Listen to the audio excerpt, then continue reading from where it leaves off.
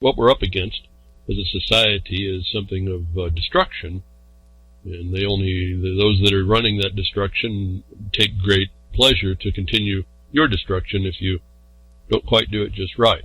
You've got a lot of detractors about what I say in getting involved in a more proper way, but the bottom line is when you see how to do it better, you see how to do it better, you should be doing better. If you find out that nothing changes, gets worse because someone else wants an agenda, their idea of what they want in the world, like the future we want, not yours, and you don't stop that, then who's to blame, actually? And so, I don't know what more to say about getting people more involved in places that they can. And there's ways to go about it. And yes, it is a learning curve. Yes, you are going to have a brain pain, but it just shows you how far away from really understanding, beyond an opinion that there's a wrong, actually what to do about it. And your mind has to take a big adjustment to do that. It takes a little bit of rethinking. You actually have to get through what you know is the dastardly deed going against the whole of the world, actually. And you have to look past that, and you have to start to figure out, okay, there it is, we know it, we see it, now what are we going to do about that? If we don't do something about it, that thing is coming on us. It's the inevitable, if you have a tidal wave coming, what are you going to do about that? Now, it seems like an impossibility, but maybe, as I've suggested, we need to surf the tsunami. I mean, we need to get on that thing. Or we'd be more like the elephants and we run away until it hits and comes back. Societally, we're not the elephants that can go to the mountain. And so the task at hand really seems to be one of, you better get your board ready, because it's a fact that's here. And we're all going to drown underneath the pressure, drowned by the tsunami of wrong, or else we're going to figure out how to survive it. Body surf, even if we don't have a board, something, otherwise it consumes us, it just takes us down. And it's interesting, just thinking of where the tsunami came from. I preloaded the tabs to talk about things, and it happens to be a tsunami, but interesting. Before we go too farther, much farther, those of you on past cast in any place, this will be BTWRLM336 for anybody who wants to get the links, and you can take the lead that is there and make it what you will. And I try to put together links that will give you a good start. And if you're interested in getting more deeply involved, to be able to figure out how to resolve things. And I've tended to focus on things I can resolve instead of things that are out there to understand and know. I said, you could, as I posted in the Twitter, the society is becoming this labyrinth junk lady. All this knowledge without action. We just collect up this stuff and we put it on us, put it in our brain. It's invisible, so we don't really see the big pile of junk on our back, and yet it's all in our head, and we don't do anything with it. And that's not going to help any one of us, and it's not going to help us generally together. Now, I've also found when you start having to focus on things, a lot of that, you slough all that stuff off. The stuff that you don't need really falls away, and it doesn't go away completely. It sits back in there. If you ever need it, you can go back to it if it's really important. And the more important thing I found out is even if I don't know too much, and I know about something, I can go back and find what it needs to be. I can go track back. And I have a better refined look at what I'm doing as well. And so, I'm going to do this today. I wasn't going to touch this too much more. I'm really beyond the discussion of it, but it seems to keep coming back, and I actually predicted it would be. This is one of those other trauma-based things that keep going on that people want. Though whoever wants to do this is throwing it back in our face. There's like the inevitable, predictable, all this other stuff, and then you look at it, people get all fried about it, well, maybe literally if they're close enough in this case, but they're really not understanding a real dynamic that is going on. That's they're already stewing in the nonsense and don't realize that they've accepted it there, but they'll point to someone else's place and say that's the problem. And I always find fascination in this. So what came up, and I was going to pass by, but what came up was the story, remember FukUzilla? Back in 2011, we had that earthquake and the tsunami that took out a power plant. And that came back up in the news, and I was going to let it go, but then I started to think about something, and it kind of got me on a trail. And I want to kind of go through this a little bit, because what I found out at the end was more fascinating about us, our bodies and things, and how really it just kind of points out how the government, the powers that have the say and the notice to y'all, how far wrong they have it, and actually how much we don't. Well, maybe for myself, I'll talk. Maybe y'all knew better than this, but how much we don't know about what our bodies need, and how we are directed to do things that maybe are insufficient. And when I get to the end of this, I think you'll see something that is pretty fascinating in some regard. Again, we point out FukUzilla over there in Japan, and I talked about all of this. I told you all about how the fraud was. I exposed to you how it was just like climate change, the plume. Remember the plume? All that stuff. I told you, I explained all the ocean gyre point, the eddies in that thing. I pointed all of this stuff out to show you that there was not going to be the problem that we see. Now, I'm not saying that I've always said that everyone wants to jump on the other side. I'm not saying we want nuclear pollution in the ocean. That's certainly not what I'm saying. What I'm saying is that we can overblow some of this stuff, or we can go ahead and get suckered in by snake oil salesmen. And remember, this is something about radiation and poisoning, and how to. Part of this is part of protect yourself from that. If there is going to be the pollution, what are you going to protect? And a lot of this, all of a sudden there was these potassium iodide, very expensive potassium iodide. People made lots of money. People in alternative media made lots of money on potassium iodide. Now, I didn't do too much research. I understand the mechanism, so I figured, okay, that's I guess that's something you do when that's going to be a threat. My call to you was don't. Maybe in Japan that's a threat. Here in the United States, not so much. Pointed out numerous occasions. Pointed out how the radiation's already in probably in a town near you, if not in your town. Produced evidence on how it's already in the oceans on the coast. I was looking at the satellite images of one of the Great Lakes and found Ohio.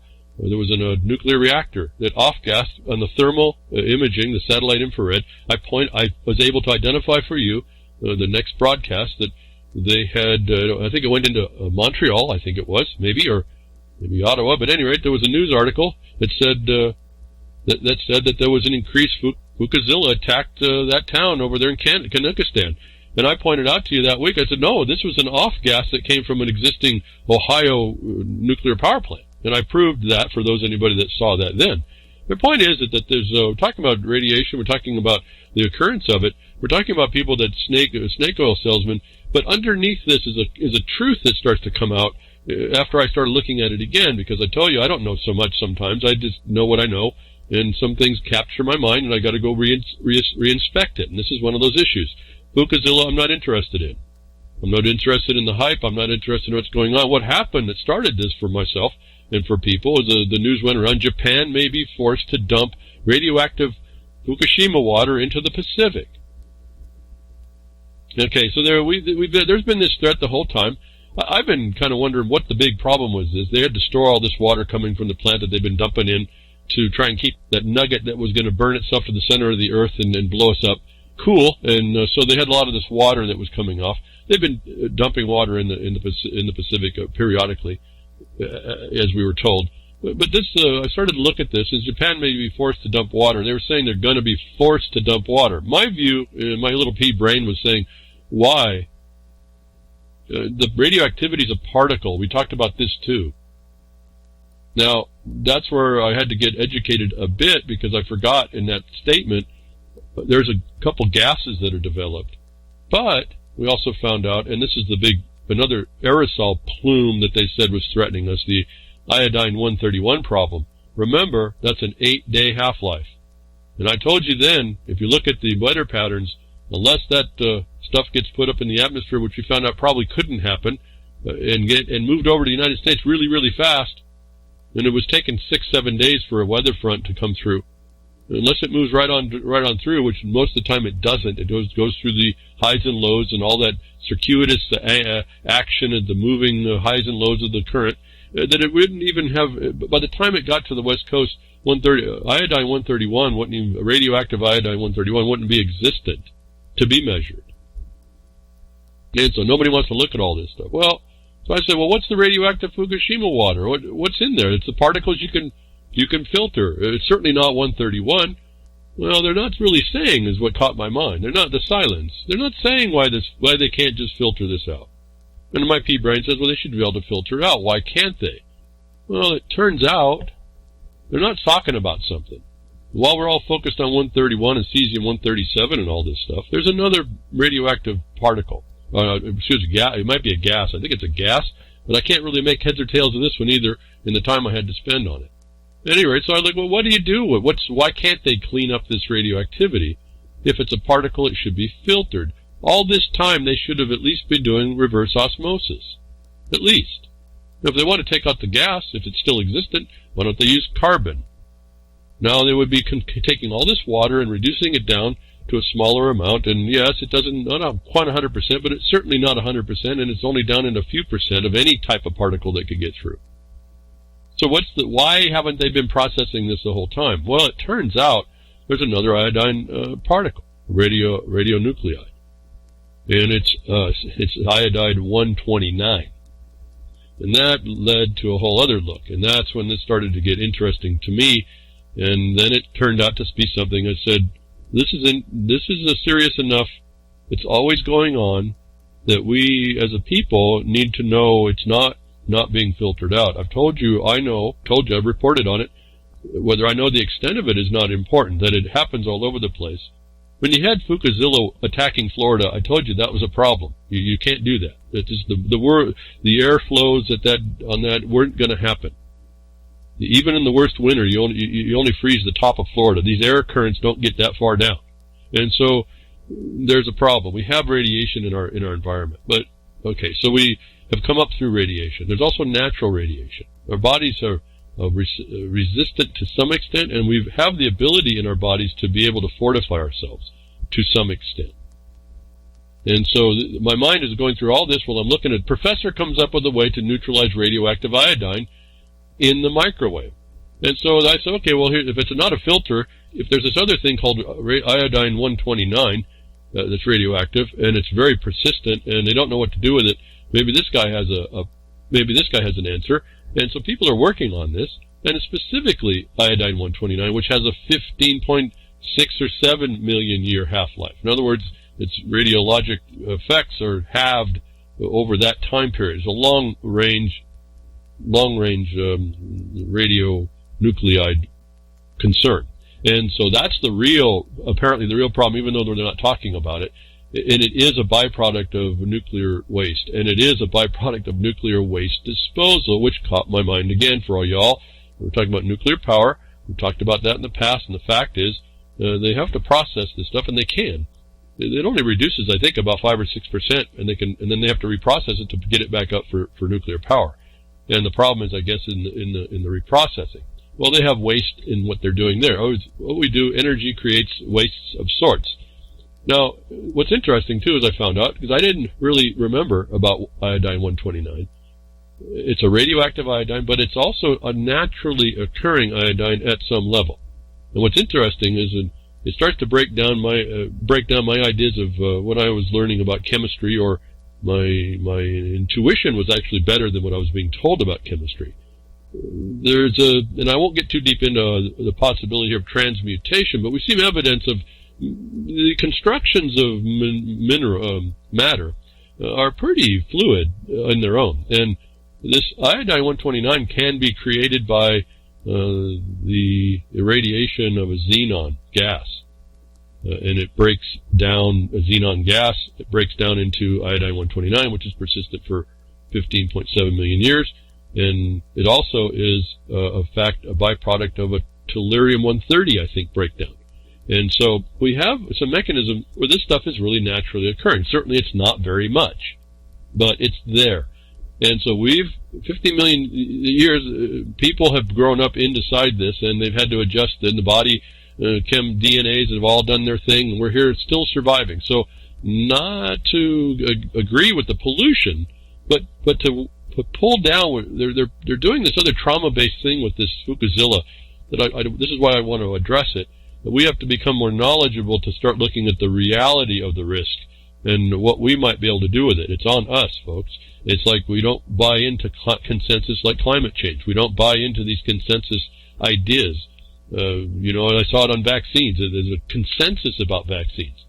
But where's the safety studies? There is none, and this is the problem. This is all the bottom line. So moving back into Iodine 129, which looks like the real culprit, this professor tries to work this through, and interesting stuff. All this scientific stuff is very interesting. We're muddling around in all how we do this, how we're trying to take care of the waste that's produced, and he works out a situation. Well, when you're going through the story and you see what they can do certain things, but it may not be applicable to Fukushima and the threat, the claim that they can do nothing more than dump it into the water, the Pacific Ocean, to dilute it. And in fact, it would be quite diluted. And so, like I told you before, I'm not too serious. I don't like to hear it, but I don't know what else you're going to do. And I don't know, again, instead of looking at climate change, they should have all those scientists looking at this problem, and then maybe we would be able to do anything. But so I have some links on what Iodine 131 is. You can read it. It's, again, only a few day half-life. There's some iodine radioisotopes that are actually in hours and days of breakdown. So all those things are really not even considerate today after 2011. What pollution are they dumping in the ocean? They're not saying, but it looks like it's possibly this, of other things, like cesium and all this other stuff that is particles that they could use reverse osmosis. There may be radioactive gases, and I don't understand how this 129 still sits in the water. But I couldn't find enough information on the time I could expend to look at this. However, let's just deal with it as it's an existent thing. However it exists, and it's understood to be very, very hard to deal with. In fact, there is no answer, we find out. No viable answer. And so this is when we get to the point they can only do something like dump it in the water. I think we're talking, again, remember, we're living in a world of risk management. That's how the whole thing is really wired. And so you have to take your risk. That's what the vaccine does. You have to take your risk versus being killed by what you're going to do versus what the vaccine will do to you. And we know the vaccine will do something to you because it says in the data sheet that it's going to do something to you, possibly. And so you're weighing, these are the weights of what society does. Then you have the government that comes in and does standards for our what would be helpful to us. And they have their own reasons for what they do, or maybe non-reason, or whatever that we understand as a problem relative to how we protect ourselves. Now, you see the iodine is radioactive. It can be harmful. But we also need iodine in our system. Okay, and iodine's and I'm finding out now, after the reading, iodine's very important to our system. It's much more important than I thought, although I've been more and more focused on it here in the last few years. That this now maybe pushes me over the edge to understand what the problem will actually be and what we might be able to do about all this stuff. Because it's not FukUzilla out there, folks. It's right around you. And to bring that home, it was if you will, a shock, if I could say it's a shock. There was an article that I ran across, and I'm not sure where I saw it. It was, that's right, it was this doctor that had the idea of what to do with the radioiodine, which 129, which he actually could not. The process doesn't look applicable, but at the second page of this story was a real eye-opener, but consistent with what I've told you. I've told you that the sources of all this radiation is man-made locally around you somewhere. And I don't know if anybody, you want to look it over at FukUzilla, but those of you off the Irish Sea coast of Sellafield, you probably already know this. So I don't know what FukUzilla was doing. This also answers why we saw some possible radiation counts over there in Europe at the time, but they blamed on FukUzilla. But there's a quote here on the second page of this article I'll give you. In spent nuclear fuel, the iodine is not immobilized, so once the containment is breached, it simply gets dispersed. At present, iodine 129 released by nuclear fuel reprocessing is discharged direct to the Irish Sea off the coast of Sellafield. Substantial quantities of this radioisotope were also released into the sea off the Japan and Fukushima incident. Our new method offers a way of safely and rapidly containing this radionuclide, reducing the potential long-term impact on human health from discharge to the environment. They're claiming that it's applicable. If there was a possibility that this was applicable, I think Fukushima would have tamed FukUzilla with it, don't you? So the point is that they're working on it, and they're also admitted And this is where another theme today will be look in certain articles to see proving certain other facts that are denied or not looked at. In this case, if we're going to move from here, we're moving in through what radionuclide iodine into normal iodine into its counteracting fluoride and other halides.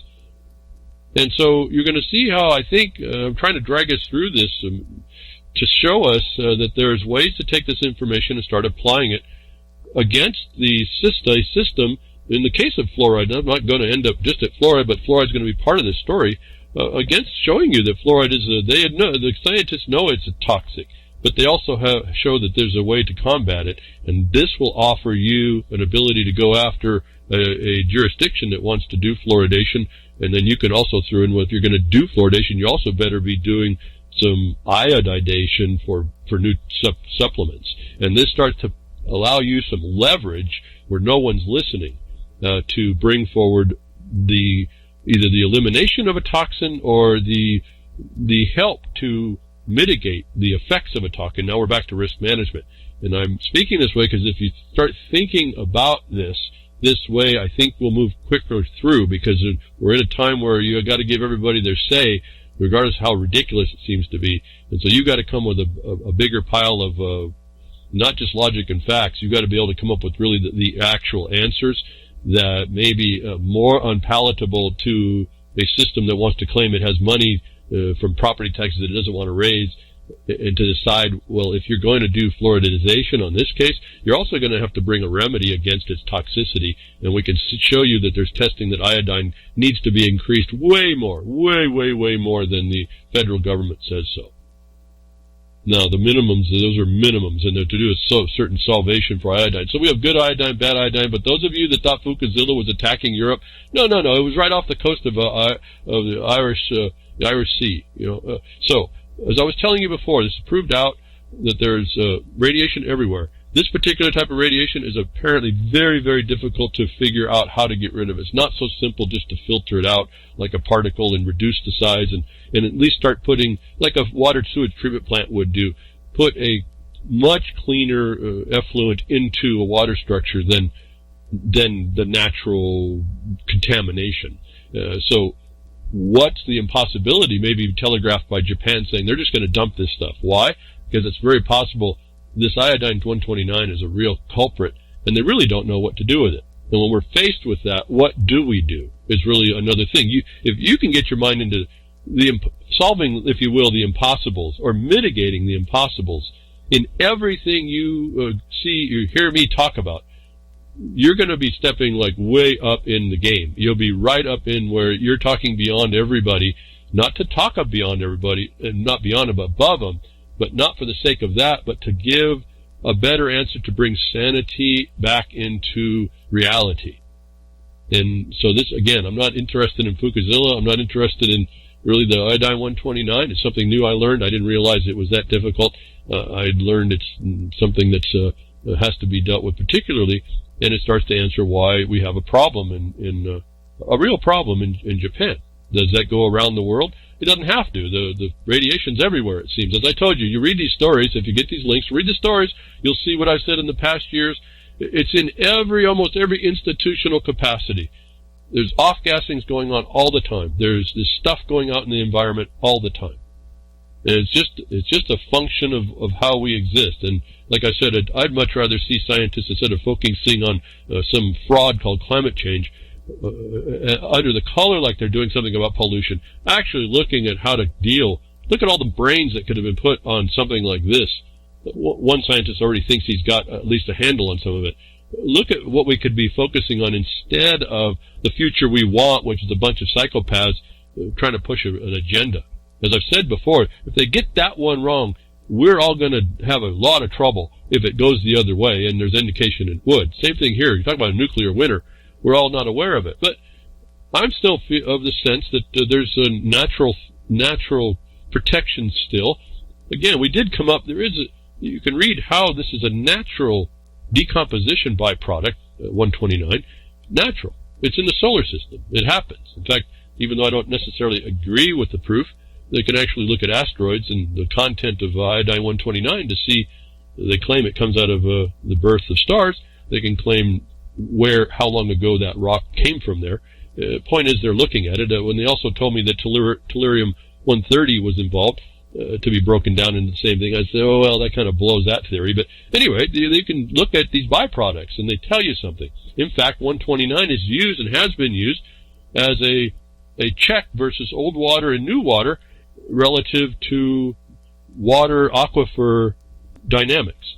And so they actually use this, even though they tell you it's bad, they actually use this stuff to do things for measurements in other capacities. Now, so this brought me on, okay, well,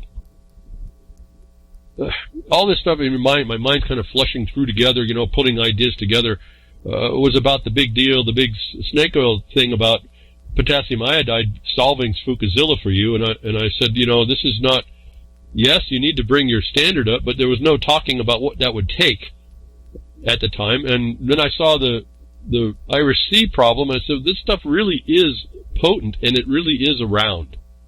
So what do we have available for each one of us to understand beyond the hype, beyond the scam, beyond the snake oil, beyond the consensus-driven hysteria, the reality of it? And our life is apparently even naturally a radiated place. And what mechanism do we have available to us the way we're constructed, our bodies? And it so happens that we're the same radioactive element, the same element that goes radioactive is also very helpful in this matter. And we know this, for women know this, and this is another thing that comes out, a link for you. Women, listen up. You need a ton more iodine in your system. A ton more. Well, maybe not a ton.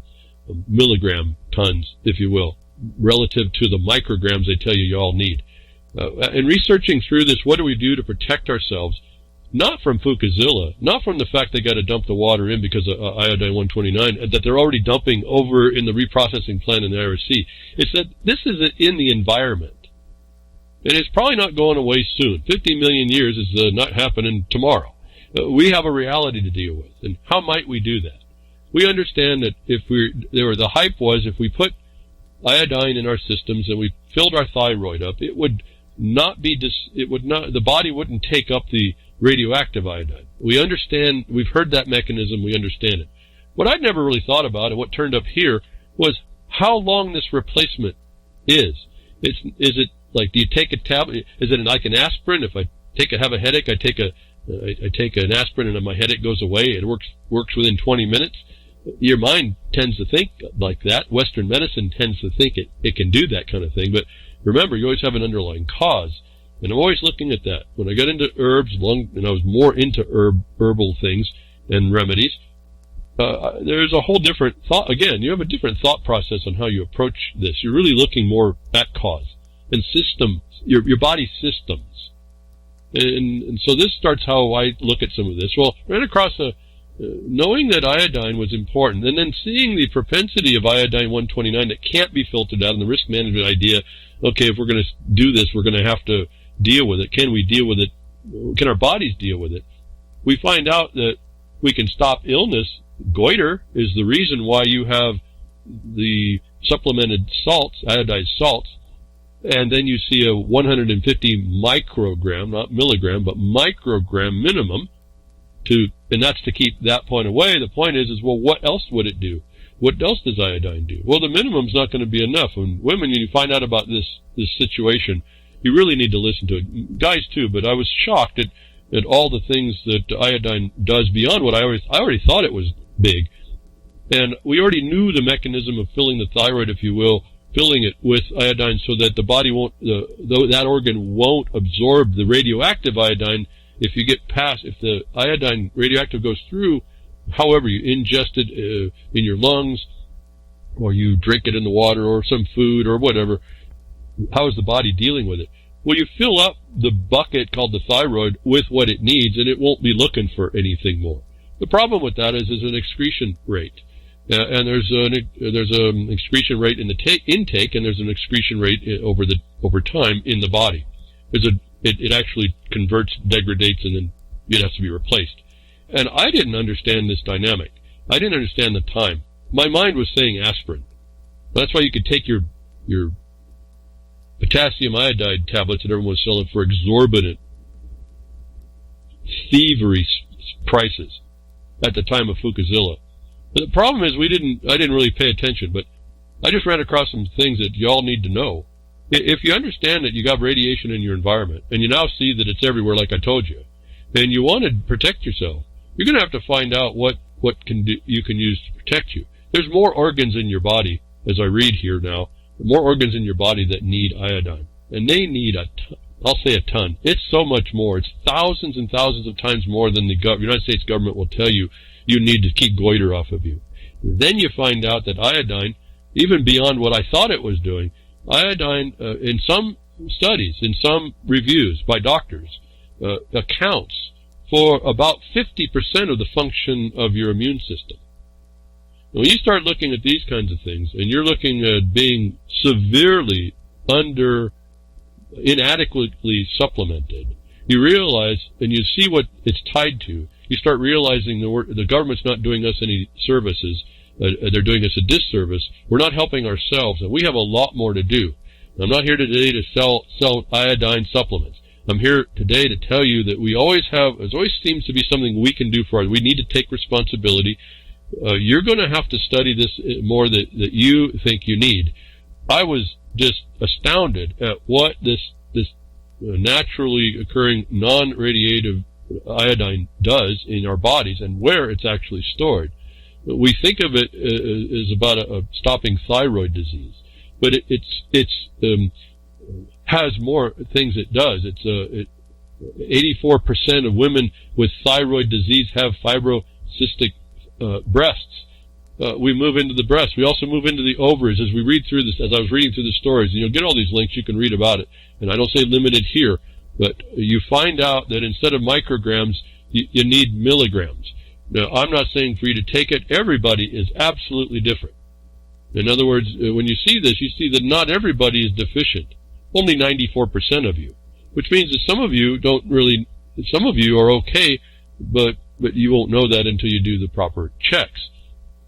And the fact is that you're likely not in the current system. And in the 30s, we were getting a whole lot more iodine than we are now. And after the 30s, the availability of iodine in our food dropped dramatically. Now, I'm not going to go through all the discussion on that. We can find out. The point is that today it appears 94%, as a doctor says, 94% of his studies, in a small sample, of course, but this leads us on a path, were extremely deficient. Women more. Let me read here for women about iodine. It is a trace mineral from food and is needed for every cell in the body. Now that was a big deal too. Every cell. Now I understand this in the general concepting, but when we're looking at fighting against something like iodine, radioactive iodine, and other health matters, remember that it wasn't radiation poisoning. We were talking about fibrocystic breasts. We're talking about thyroid misfunction. We're talking about bodily functions that are failing, and these are immune system functions. And this is the key piece, that this food is needed in every cell of the body. The body requires, again, RDA of this is 150 micrograms. Here, this is in grams, folks, what they're saying the body needs, and this looks consistent with other doctors. I'm going to read this part, and I'm going to move on to a doctor's view, a couple of doctors talking to this, which I think is important for us to understand. If we want to be healthy, we're going to have to start looking and taking responsibility for that, and we can do that on our own. And I think in ways I was looking, the tablets are still very expensive, but you can find bulk crystals that made it look a lot more proper. But you're looking at instead of micrograms a day, the body requires 12.5 grams a day of iodine for full sufficiency. Or that the thyroid takes 6 milligrams, the breasts take 5 milligrams, and the other glands, including the ovaries, grab about 2 milligrams. Women, if you're only getting, even if you're not taking supplementation, you're not getting any of this. Even if you are taking the minimum supplementation at 150 micrograms in a vitamin tablet, 150 micrograms does not even come close to even the 2 milligrams that your ovaries need. When you see that this is an immune system condition, possibly up to 50%, is there any doubt why we may be, and I'm not saying it's a cause, but why we may be seeing such problems in women today in regards of these organs? I couldn't. I said, well, this is a pretty big deal that needs to be looked at. This is so important now, even though I wasn't interested in FukUzilla, and I didn't know about 129 being so difficult to get out, even if we don't understand how much we need, brings us susceptible to all this radiation, and then to see how much a woman's body needs, and how many women I've heard have thyroid problems, I was stunned. This is important information. If we're going to be healthy, we definitely have to look a lot closer to what's going on. And there's different ways you can get this iodine. I won't get through it. You'll get these links if you're interested, and you can go through and look at this and start to think clearly about what goes on here. It affects, this iodine helps, I guess I could say helps, or interacts with the functions of even hormonal conditions. It becomes a focal point, a concise focal point to start looking at. If we're only getting trace amounts as given by the United States federal government, we're not doing ourselves any good. When you realize what it takes to be fully sufficient to counteract radiation, which we can see is everywhere now. I've told you this from 2011. I told you it was everywhere. I gave all the proof if anybody was listening, that you would be bringing up as best you can the iodine levels. The point that I started to say is, well, what has become fully sufficient? And then I started to see this other thing that follows along, and it brings up now this fluoride thing. Fluoride issue comes integral with this. Iodine is integral to health. It regulates the flow of energy in the body. Energy, folks, is very important to listen to how this thing is rolled out. This is consistent through lots of tests, lots of articles, so I'll just read the highlights here. You can focus in. It restores the heat of metabolism. Iodine is a natural antibiotic, antiviral, and antifungal. It detoxifies by displacing toxic halogens, bromine, fluoride, and chlorine. Oxidized iodine triggers cell apoptosis or programmed cell death to allow the body to clean itself naturally. Iodine is a trace element with power, no doubt. So that's you look and see. Also, it integrates here with a selenium, which is a good thing to get rid of mercury. It binds up with mercury. They say there's not a lot of ways to get rid of some of this stuff. Iodine is a key player in moving this through, and it ties in with other chemicals, elements that are in the family that do this kind of thing. And interestingly, it does it in the body. It does it inside when you give it enough. Well, what's becomes enough? What's the sources?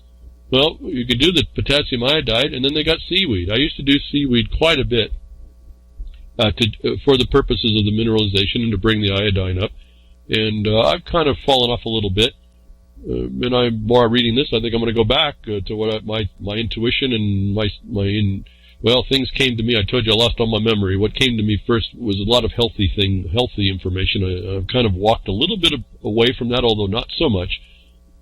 I'm going to probably go back into maybe looking at this closer, but I was doing lots of seaweed. Why? Because it's a good source of iodine. I found another article that explains this for you. And it was interesting to look at the corollary that someone who was looking at it for themselves and how much do they take, they went through and what's in seaweed? How much is in seaweed? And they found out for themselves that they needed a whole lot more than the 150 micrograms. At minimum, they could feel a difference at 700 to 1,000 micrograms or 1 milligram, which is interesting because the doctor says that you're not really seeing any actual effect in being sufficient until you raise those go up to milligrams, not micrograms. And so we see where we're told to be and where we keep ourselves is nowhere near what we need to in order to keep ourselves healthy and away from what we hear are common problems in society. We have cancers and breast cancers and thyroid problems, all these other problems that iodine is critical to. And so we find out right in this one article that 700 milligrams a day is about all you're going to get in your food at best if you eat enough sushi. And they tell you how much sushi. And I'm looking at iodine wraps, seaweed wraps, and you find out, well, it's still way less than what the doctors say. Well, what do the doctors say? Well, the doctors, and I ran across, this is a consistency, and I got to be careful. The internet's kind of a good copy and paste, so you got to kind of look careful. And at some point, we got to found some hopefully source documents. They're a start for those of you that want to bring up your health. And then, as I saw it, with this fluoride inclusion, you have another weapon to bring toward jurisdiction, cities, counties, whatever, whoever has the control of the water treatment plants, to either end fluoride because it admits it's a toxic. You ever heard it? The doctors are saying it's a toxic substance, but also offer a solution. If you're going to continue, then you're also going to have to stop the harm you're doing through the fluoridization process by providing sufficient iodine. And what is that? Dr. Michael Shankter says, and this is only a paragraph in a larger document, quote, the treatment dose when a person is iodine insufficient. Remember, one doctor I'll get to here in a second says 94% of the people he saw in his clinic were insufficient. And this is where he found a problem. He says he was afraid to go micrograms, above micrograms, and he found out that didn't do anything. He went to 6 milligrams. He found out over 3 months that didn't do anything. And he finds out that you have to go up to 50 milligrams. And here's the point. In 50 milligrams, over 6 months, you start to become fully sufficient. So let's get back quickly. So FukUzilla attacking the West Coast when the alternative people were selling potassium iodide for big money wasn't going to save you, is the point. You have to maintain a nutritious diet or supplementing yourself. And we have to supplement because apparently something happened after the 30s that our agriculture, I'll let you all find that out, nutrients became deficient. And we are having almost a supplement. Now, this becomes a problem of assimilation, and also becomes a problem of then what do you put together. This is a whole other study. I can't go through all that, or even part of what I understand there. You just have to go find out about it. But the 12 milligrams, you're insufficient. You have to go 12 milligrams. It's between 12 milligrams and 50 milligrams a day, not micrograms. Preliminary research indicates that if a person is iodine insufficient, it takes about 3 months to become iodine sufficient while ingesting a dose of 50 milligrams of iodine daily, and a year to achieve that while ingesting a dosage of 12.5 milligrams iodine daily. Says that if FukUzilla is attacking you, you're not, and you are just a normal population, you cannot get protected in time. All the money you would have spent, and all the worry you did about not having potassium or trying to get it, and all the money you spent or whatever was fruitless because you weren't maintaining your health. You weren't giving your body a sufficient amount. And again, we'll get to there's side effects to some of this, but because of this insufficiencies in our bodies and trying to get sufficient, you have to understand what those are. Don't ever disregard that. Some people can tolerate it better than others, like everything. The point is that when they're telling us micrograms, and then they tell you that you got a radiation source that's coming to hurt you, your potassium iodine is not like an aspirin. It doesn't fill up overnight. In fact, you'll read more here, your supplementation is excreted almost at 50%. And so that's the problem. The doctor looking into this said, well, I'm giving small amounts. It's not really doing anything. We have to have sufficient amounts. And so this is what I have a link here. They go through a whole list. In fact, I was surprised a little bit. Not so much. I don't know the gentleman, but they were actually criticizing Dr. Mercola, who said there's a limit of 400 micrograms. And they said they don't understand how he could say that when, in fact, you look at the studies that have been done, and you definitely need milligrams. This is up on par with probably any other basic nutrient. It's that much. Now, this other gentleman, another doctor here, who was also cited, in these other studies, this list of studies, of paragraphs of studies that are trying to tell you about what people have found about iodine, now moves us into that it's important, that what they're telling us is not sufficient, that minimal amounts won't be helpful, that it takes a long time to get yourself up to the point when your body is sufficiently stored. And if you start thinking about it, it's not just one little organ, it's every cell of the body. It's going through the processes of the body. It's going through multiple organs in the body, not just the cells as well.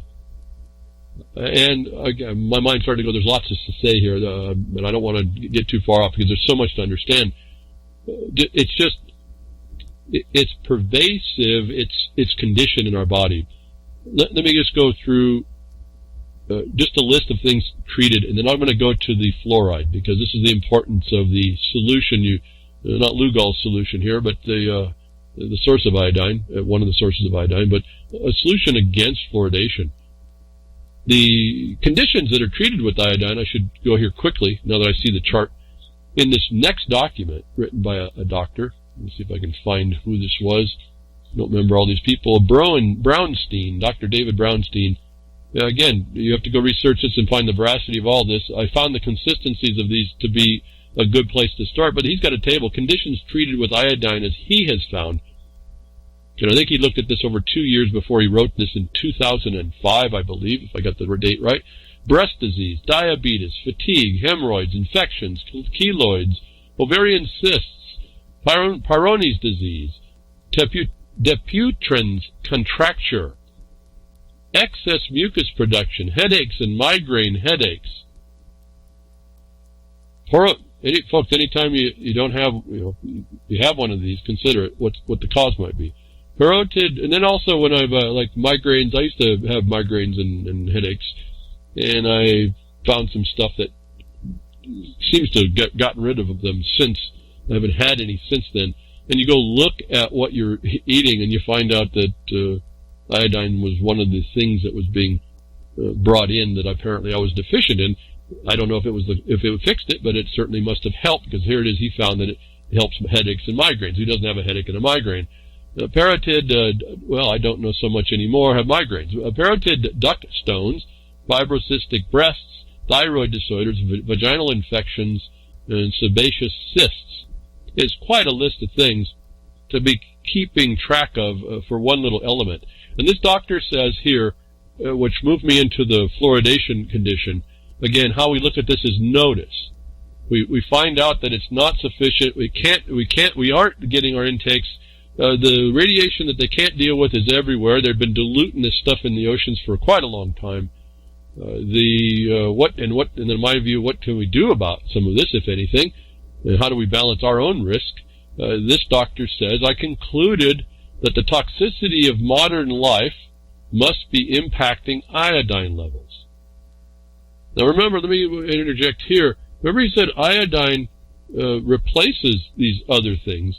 No different than iodine fills up in the thyroid so that the iodine coming in that's radioactive cannot come in. It fills the reservoir. It can be displaced.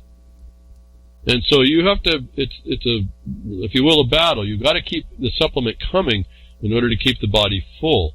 And if it's not, it's susceptible to harm. I concluded the toxicity of modern life must be impacting levels. It is well known, and here's a doctor's assertion, for those of you in fluorides and fluoridation and wanting to do something about locally, they admit, the doctors know, that it is known that the halides, of which iodine is, the same family, it's interesting as well, the halides, fluoride and bromide, having a similar structure as iodine, can competitively inhibit iodine absorption and binding in the body. And so if they look similar, the body will take them in. If the body does, the thyroid does the same thing, it doesn't matter. The body doesn't see radiation. It just sees the molecule. It just sees the structure of the element. And so my takeaway on this, and there's more to read. This is the study that started to lock it all in. What was done, how it works out, why it takes so long that you don't get it. You don't get iodine like an aspirin. That these stories that you hear, the trauma-based programming for FukUzilla going to attack you because they're going to dump a couple million tons of water, liquid, into the ocean. And remember, they want millions of tons, not gallons. Water is like 8 pounds to the gallon, so you can divide by 8. The number would be smaller, so that's all, again, trauma-based. Make the numbers bigger and scare you, but you can stay scared, and you can be affected. So you might be affected, some of you, but you can limit that interference with your body from any radiation source if you understand that there are contaminants that are displacing it. If you're taking fluoride in the water, those of you that are doing this, and it's displacing the minimal iodine that you have, or you do have hardly any iodine at all, likely not, is where my mind focuses in on an attack against jurisdictions that would cause fluoridation of water. Not only are they displacing the iodine you need for health, it also can be shown to be a toxin. And this doctor, if you didn't have any other testing, this doctor says that's known. Well, that just tells me there's going to be a lot more documentation I can get for my files to walk in and instruct a local decision maker find out whether or not they know, make friends, if you will, enter in and say, well, I've got some information about how bad fluoride is, and I really, once you see this, I think you might reconsider fluoridating the water and maybe going to something else. And then you maybe research that field so that you know what to offer instead, and that's a big balance thing. But this doctor says that fluoride is a toxin, so if you didn't know anything else, which some of you who are in it, that's why you're even focused on fluoridation, or any other things. I mean, there's a chromium-6 as well, even though that's natural. There's all kinds of these things that may be there that, as I've showed you, the federal government will not look at. And they have their reason, and one of the reasons is impossibility to deal with. See, so that's how you see them. They're discharging all this stuff. It's all consistent with how they're responding. Why I took an interest in it. What's so important they're having to discharge the effluent means that there's an impossibility. They've decided there's an impossibility that cannot be dealt with. What is that? That's the thing they're not talking about. I tell you, the silence is what you've got to focus on.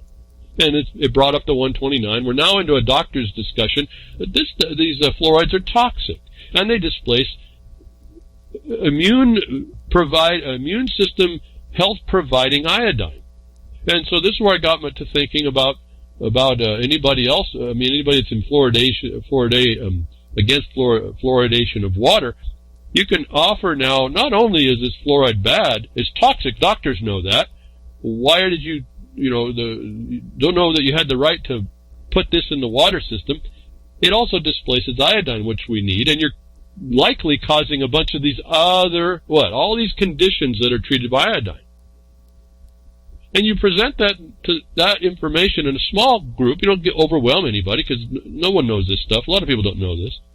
Likely they don't. They're just taking the lead of their water system. I've got a little bit of experience with that in the capacity of a budget committee chairman looking at the costs of government in a small city. A backwoods city, nothing. It was real simple, small place. I got to look at some of this. And you get to speak to it this way as well. You got to try to change your attitude about how bad it is. You got to kind of work with people and their sensibilities. But you bring some knowledge. You say, look at here's a doctor saying, and you maybe back this up with a couple more studies. But you say, here's a doctor that says that this fluoride is toxic. It displaces iodine. We have minimal iodine. RDA is only 150 micrograms. We need milligrams. And this is what the fluoridation of water is causing. It's a much better presentation, I think, to someone who has a decision to make, maybe private and quiet first, but then to walk in and scream and yell about how much the fluoridation has to stop because it's killing our kids. And there's other things that iodine is helping in the growth. So bring the more scientific view, bring the opinions that are not yours, and you can then counter. Well, what do you do? Well, you find maybe other things they can do, and then as I was saying, you could actually maybe have if they're going to have to fluoridate water, they're going to have to also provide, my suggestion, and this would kind of kick them over into stop fluoridating, they're going to have to provide for iodine supplementation so that the fluoride doesn't hurt people and cause these harms that are treated by iodine. Okay, so I just now, if those of you wanting to do something, in the last 10, 15 minutes, I've explained how you take these documents, these studies, this notices to us, and you put them together in a presentation relative to this to go after a subject matter. So those of, again, I do this over a different, I don't quite do it like a class, but if you listen to the last 15 or 20 minutes, you cut out everything about the FukUzilla, but you put in the presentation against a problem of fluoridation and it's no good for you, and you look at the notice and the words and the knowledge that's already out there, and then go present that in an application in the intention to take away something that's now shown toxic, harmful, and the causes. And then you hopefully provide a couple of solutions that are more rational, more realistic. You're likely going to do much better at getting, well, them to stop it, but more importantly, maybe even put out for people that the government, if it's going to start pretending to provide for people, it's going to have to start providing realistic things. Now, where the documentation is, the minimum is 150 micrograms, but when health is aided by 12.5 milligrams, you have a position to make that I don't think the government would take on to pay for everybody, and they would just stop fluoridating. Because now you've exposed what they didn't know before. What I tell you, talk about alternative dispute resolution, you bring an alternative destruction. That their alternative to fluoride is a destruction. Your alternative is to stop that destruction that they may or may not have known, and I would err on the side of ignorance. But why? Because you don't push up against anybody initially. You're just there to say there was a decision made to fluoridate, and we now see this doctor shows that the fluoride is removing iodine. The removal of iodine or displacement of iodine is causing these symptoms in our society. You may want to really become an overachiever. Go find the statistics on those if you can, on all that harm that the potentially are being caused by fluoridation. You're going to have a much better argument, I think.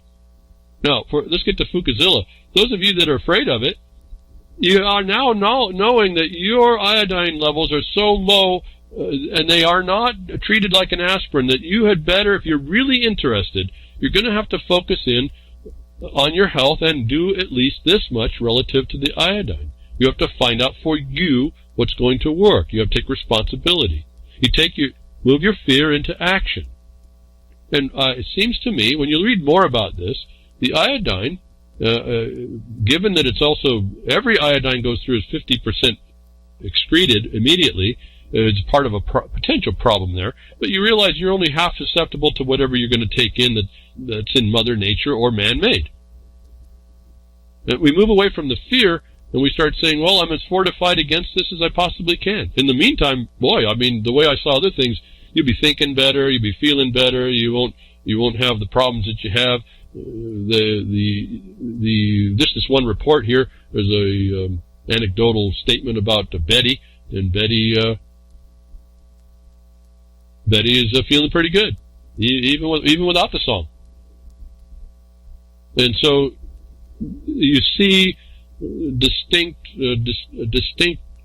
problem in what is reality versus what the government tries to get away with. What is reality versus what people try to infest your mind with. What is reality versus what people try to sell you, thinking, well, you think you're going to save yourself. It was really a shock to me to find out. I didn't realize that the body does not take iodine in very quickly at all. And it takes a consistent, over time. You have to be, daily. At 12.5 milligrams, I was shocked how much that was relative to what we're told. I've always thought more, but I didn't realize that much more. And that's to maintain once you are sufficient. And sufficient blocks radiation relative to your thyroid intake and your organs. So while they're also saying iodine is only in the thyroid, they've got, particularly for the women, because this is the physiology of a woman here that's being affected, that you're being misinformed of what is required to help protect you from the very things the government gives license to doctors to exploit you on. Do I have a proof that going into that's going to stop all that? Absolutely not. But when I see what I've read over the last, and spent enough time here, an hour, talking about what seems to be important to us, and how we're trauma-based always, and we tend to get locked into that, breads and circuses. And that even our knowledge for me, even as much as I've researched, I did not know how little we are actually have in our body relative to iodine, and then relative to the people prior to the 1930s. It's astonishing. And we look at the problems that people's health problems that come from that time and now, and it starts to put two and two together, I hope, enough that gets you interested. If you're not interested in anything else, I'd say, maybe give yourself interest in something about your health. Again, if you don't have our health anyway, it doesn't matter. We're not focused on anything outside of us because we're all like inwardly turned. There's no way to stop that. When you're not feeling good, you're not paying attention, to the pain. And we can avoid a lot of that. It's not a cure-all. But when we're deficient in this, and I'm thinking, how much more are we deficient in? How many more things do I look at, try to be sufficient in my own, try to bring things that work for me, and I see effect from, don't go lost in the hype. How much do I do that I see a little bit of a turn like this? You'll see a little bit of a turn. People see a difference at 700 micrograms. They could see a difference, but finding out that's still completely inadequate because you need 12.5 milligrams, not 700 micrograms, which is just 1 gram if you get to 1,000. And so you start seeing that the information we're fed isn't enough, if we accept it on face value, to even protect us, even if we thought we were doing better. And this is what it got to me, is I'm saying, okay, I'm looking at all, trying to up. I know the RDAs are much lower than they need to be. I know that. But it takes quite a study to find out what is your actual intake needs. And it's you can start to think about pretty easily that our food system and the nutrition in our food, if it's admitted, you see in the charts here, you see in the discussion of the doctors, since the 30s it's been knocked down, that there's just no way we can get the kind of nutrition from our food even. Forget the GMOs and all that. I'm talking about there's no minerals in the ground.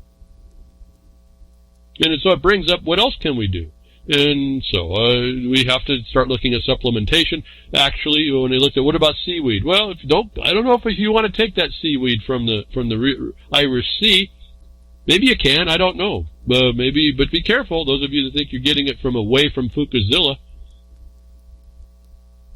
But is seaweed better? Well, if you look at that article on the seaweed, maybe not. When you look at what the doctors are saying, even elemental tablets of potassium iodide actually give you more, and more concentrated at the levels you need. In other words, when you find out what the woman was looking at, well, I'm going to eat seaweed, and how much it took. How many you want to eat? 50 sushi rolls, I guess, to get enough. I guess that's cool. You want to do that every day. And so, again, I spent a whole lot more time here, but this became so important. I hear so many women having so many problems, and guys too. But I mean, this was really what I found was speaking more to the women's bodies, that, man, I can't even imagine how much better y'all would feel if this immune system thing was working out. And for the guys, same thing. We're deficient as much. Maybe we don't process it the same or something. I don't know. I didn't look deeply enough to find out, but to also find out that other halides are displacing what we're not getting. And we have an ability to get. I said we have an ability to look at these notices and say we can fix some of this for ourselves. At least bring a marked measure more that we don't fall victim to authority. Experts say. And I just rested there for a second. Just the shock of just seeing it confirmed. Yes, this stuff is in the water. It's been dumped in the water since 2011. No one said anybody. Everyone's been crickets to that one, but boy, they sure focus on FukUzilla, and the system is going to traumatize you again. But FukUzilla, all the time, they're dumping the stuff into the Irish Sea. So, and it's all over the place, folks. This is the whole problem I've been telling you. It's on the land too. It's not just in the ocean. And all the while, the government's underwriting a minimum amount when we need thousands and thousands of times more nutrition in our diets that we can't get from food. Maybe a little. There's actually a statement in one of the documents I read that organic food actually has more minerals in the food, which is that's not accepted by many establishment people. I agree with that in that the organic isn't the fact that you're not using pesticides. It's that the organic has to do with a wholesome use of the land and a respect for its integrity. And that's where you get this idea about rotating crops, leaving it fallow for a while, replace the stuff you're pulling out, let the soil be natural. You start getting into things, you start listening more closely to someone like Paul Stamets that says, make sure you got some fungus running in there, the mycella, the mushrooms, the right ones running through there to help. And when you start running more wholesome with the land, you're going to start getting the nutrition back that I think has been exhausted by methods that were started after the administrative 30s. As a thought. Until then, it looks like research this for yourself if you're interested. You want to maybe bring yourself into health and restore yourself. There's also a way it restores you if you've been deficient. Again, the body's an amazing mechanism, amazing creation. The way it works. And you can bring this up, and I looked real quickly and finally found it was a little bit difficult. A lot of the snake oil tabletizers expensive tabletizers want to sell, but I was looking for bulk, and it's not powder, it's a crystal, but you could get something it seemed relatively inexpensive for what was given to you. I think 100 grams in a bottle, and I think it was $20 instead of 14 tablets for $25. And so you need to look very carefully at what this is doing, and I found this to be so, because of the trauma-based programming, and they did it again, they did it at 911, they keep doing this stuff to people. It made the news. I didn't understand why it made the news, is why I started to look at it. Why is this making such a big splash? And it's just the promotion. And what is being hidden by all this is really fascinating. But looking through it, I feel much better about understanding that there's more to do and that we have something that we can do. And this extends back over, as I keep saying, you can take this and we can actually put this in the administrative processes that I tell you can be applied to things that are just insanity that are being done against us. And I kind of focused on fluoridation, but that goes on anything else that the government does under the color of protecting you. If you don't come that way, I don't think you have a chance. And I say that because of the methodology that's been put in place. If you do show up in the way I'm saying, you have a much better, more than a chance. Because of what we do, I mean, it just changes everything. It just absolutely changes everything. Because it's like you bring the reality, as I say, one commissioner and the law is the majority. Because what you expose, if the other two commissioners, which are supposed to be a majority, that were counter to the law, you expose them to be wrong in the law. And no, most people openly declare they're wrong in the law. Well, they also don't want to declare they're wrong in reality. And anymore, reality is a little bit more difficult to sell. But you can bring it the way I've been suggesting to you. And this is what I found as I was reading through all this. I have 3 or 4 different things running in my mind, how I'm pulling the information together, what's being brought out from the information that I thought was very important for you to know today. Because if you don't stand up for yourself, apparently no one else will, and then you could be exploited in your ignorance. How many people would have really bought tablets had they known that when the plume of FukUzilla hit them in the face, within days, would have bought those iodine tablets thinking that it was going to help them? I don't even know that. I just know that I think if you knew that it wasn't going to help you, you'd almost feel more doom, wouldn't you? And maybe we would have got to the point, well, what would it take? We need to be, why don't we have enough? And how are we going to get enough? And so all of y'all that bought those tablets or thought it would, or got fearful and, FukUzilla was attacking, if it really did, which it didn't, but if it really did, you were affected. Why? Because there wasn't enough things you could do timely enough. You're supposed to do that every day. And I guess that's the other discipline. You got to be healthy every day. And I guess that's my focus on some of this. We're really not, for as much as I'm not so knowledgeable, but I don't know nothing. I know something. And to see how little I knew regarding iodine and its uptake and its actual effects, even though I have a sense it's been important, I focus a bit on it. It was really an interesting look for this. So that's hopefully you'll find merit. Hopefully you'll find how you'll understand what I've said, how you take the notice, these studies, how you package, if you say package them, to present in a concise, summary way. They take little paragraphs, and you can pull out, like I was saying, you pull out the paragraph, you put the chart, it's only a small little paragraph, you put that on a piece of paper, you walk into a seated decision, someone has a seated decision, and you make a conversation with them before you make it public. You try to get a rapport with somebody, find someone that can make a decision to look at what you have, entice them and induce them to be interested. And if they won't go that way, or you can't find anybody, then you ramp it up. Then you start showing. Then you have to make a more bigger cause, and you go public. That's why you show up at the meeting and you make a statement up front that says, I came to you. With this information, you summarize it. You only got 3 minutes anyway. You summarize it so you can speak within 2.5 minutes, and then you get it on the open record that these people have been told the damages that they're causing to people in the public. And what I tell you behind the woodshed is how we approach our problems to resolve them, not to become the protester. And people want to be the protester, and that's a problem. But again, I don't know what to say. It's not, we don't function right now as the protester. We function better, like I've been suggesting, you bring a better reality and a better offer of a less harmful way to do things. And if you keep in mind this risk management concept, you'll realize, I think, better how to approach that. So if you don't protect yourself, no one else will. If you don't work to protect yourself, it's coming to you. Who else will? Nobody will. That's why you see nothing happening.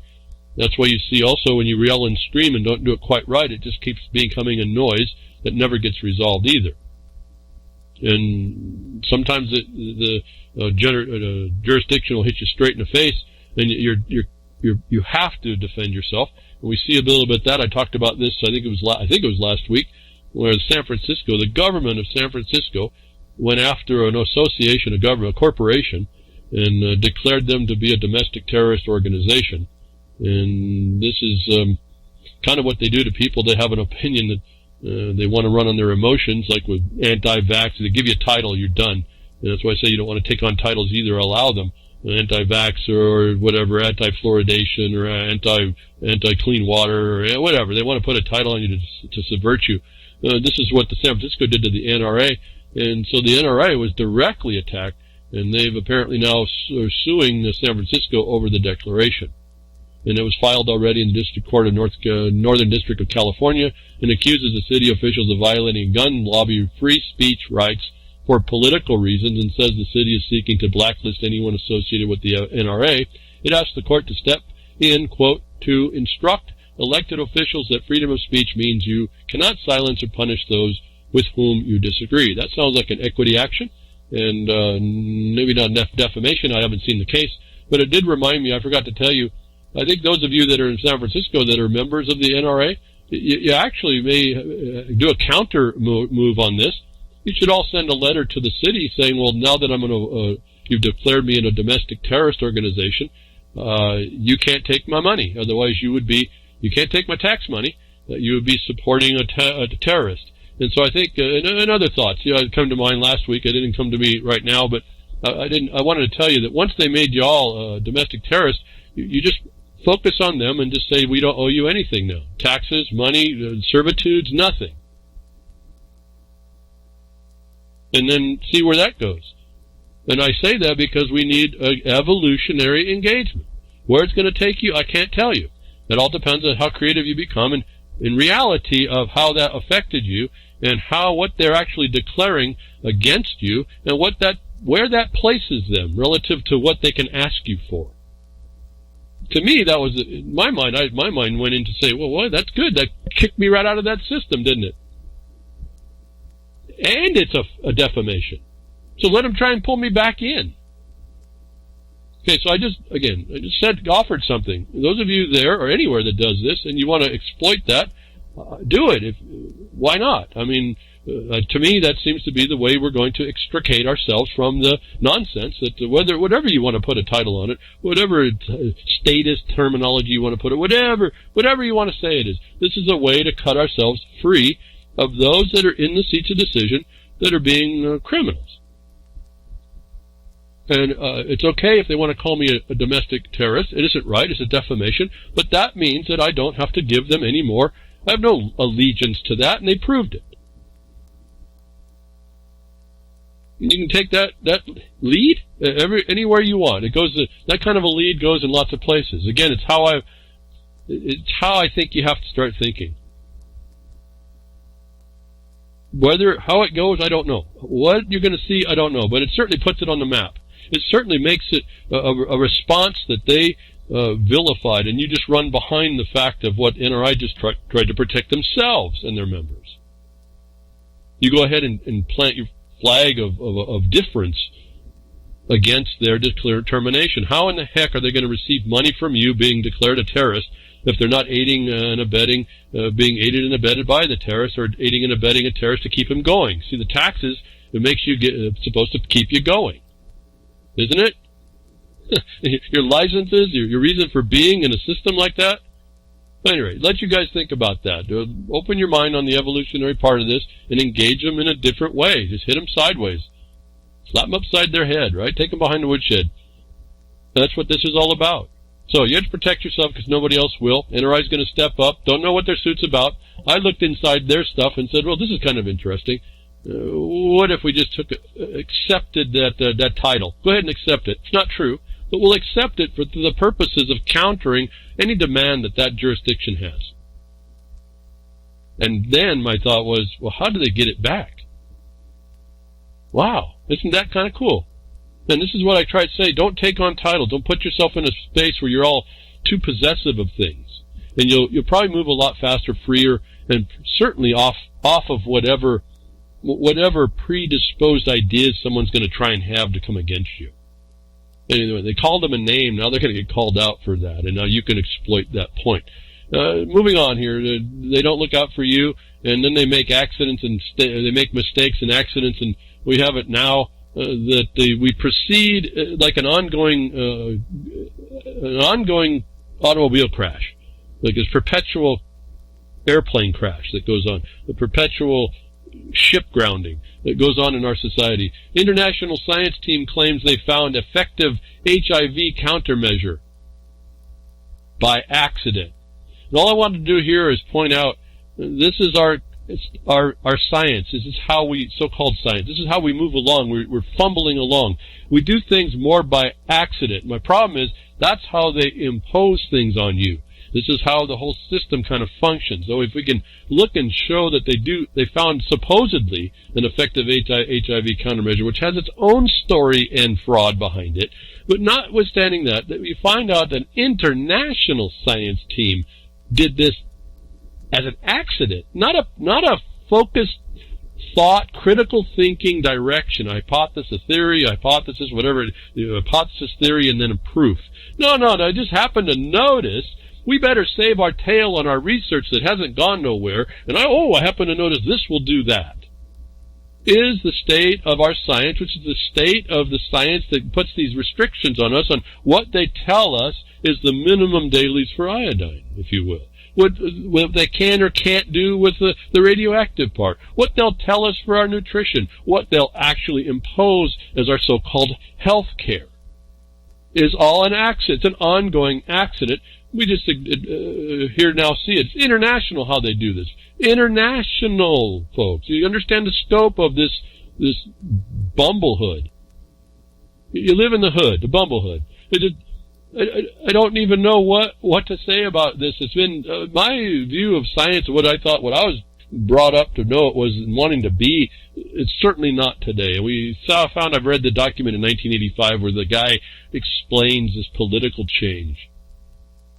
There's a bunch of hacks getting together that do stuff. They don't don't want to admit that that's what they're doing. It'd be all right, I guess, if they admitted it and they found everything by accident, but then they'd have to admit all their so-called hypotheses are failed because they're just these fantastical fantasies.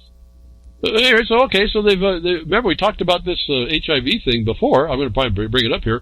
They talked about they thought they proved it. So why wasn't that one good enough? That they've now come on with a whole team that found this answer by accident.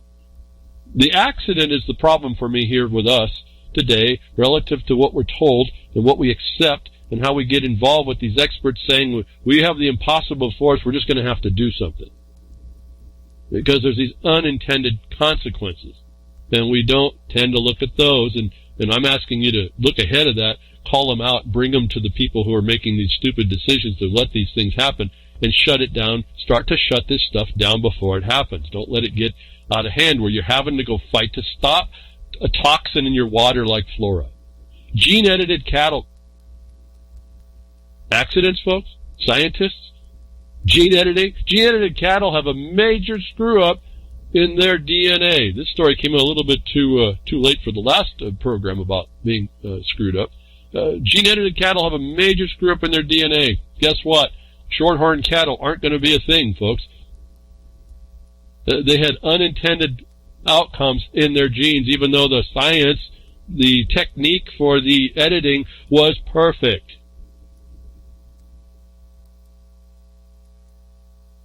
They were the poster animals of the gene editing revolution, appearing in the story after story. By adding just a few letters of DNA to a genome of a dairy cattle, a U.S. startup company has devised a way to make sure animals never grew troublesome horns. To Recombinetics, the St. Paul, Minnesota gene editing company that made hornless cattle, the animals were messengers of a new era of better, faster molecular farming. Quote, this same outcome has been achieved in breeding in farmyard, declared the CEO, Stanok, in 2007. This is a precision breeding. Except, folks, it wasn't. Food and Drug Administration scientists who had a closer look at the genome and sequence of one of the edited animals, a bull named Burry, have discovered its genome contains a stretch of bacteria DNA, including a gene conferring antibiotic resistance. The unintended addition of the DNA from a scientific species occurred during the gene editing process itself, the government says.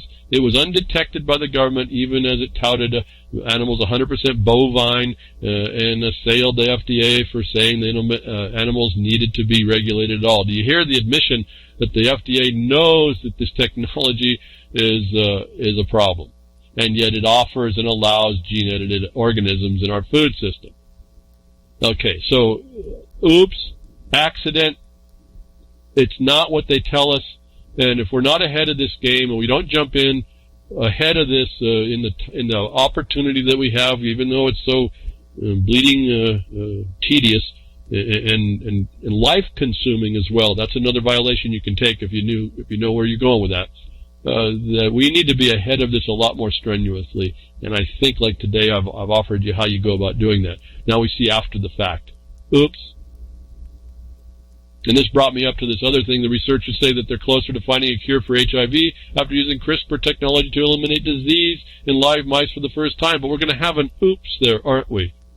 No, the other people say they found the HIV. These guys, this team says that they have going to use gene editing to pull that off. But then we hope this HIV doesn't have horns, folks. Because here, our science is unintended consequences.